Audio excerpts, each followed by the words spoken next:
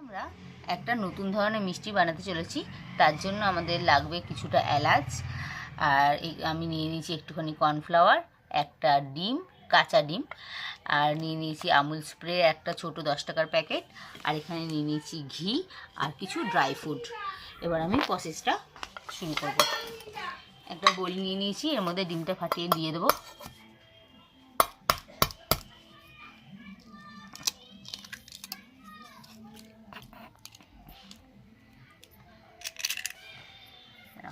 এটা ছিঁড়ে দিতে পারবে। আমুল স্প্রেটা দিয়ে দেবো।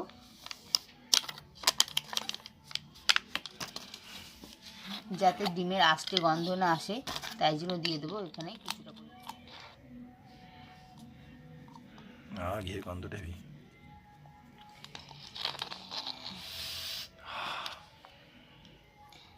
এবার এটাকে ভালো করে মিক্স করে নিতে হবে।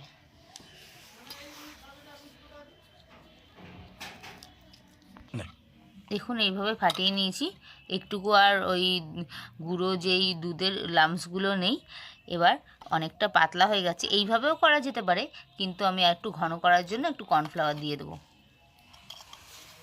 অল্প একটু কর্নফ্লাওয়ার দেবো।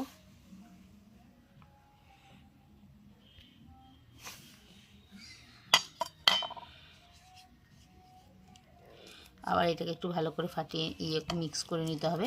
গরম করতে দিয়েছি।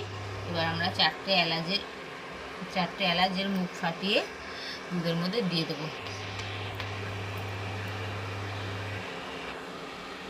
গরম হয়ে গেলে একটুখানি দুধ তুলে রাখবো কর্নফ্লাওয়ারটা গুলে এর মধ্যে দেওয়ার জন্য, যাতে এটা ব্যাটারটা ঘন হয়।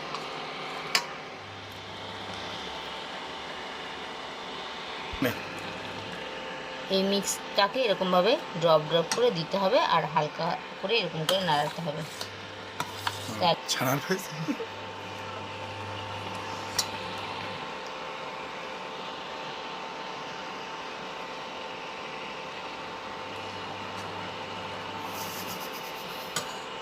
কর্নফ্লাওয়ারটা দিয়ে দেবো ঘনত্বটা বাড়ার জন্য। বেড়ে গেছে ঘনত্ব। এবার উপরে কিছু ড্রাই ফ্রুট দিয়ে, যে ড্রাই ফ্রুটগুলো রেখেছিলাম কুচিয়ে রেখেছি, সেগুলো দিয়ে গার্নিশিং করে নেবো। এবার খাওয়ার জন্য রেডি। এবার আমাদের ছানার পায়েস খাওয়ার জন্য রেডি। দেখুন ছোট্ট ছোট্ট বল বল করেছি আমরা। এই দেখুন সুন্দর বলের মতন হয়েছে। এভাবে আপনারা বানিয়ে খেতে পারেন।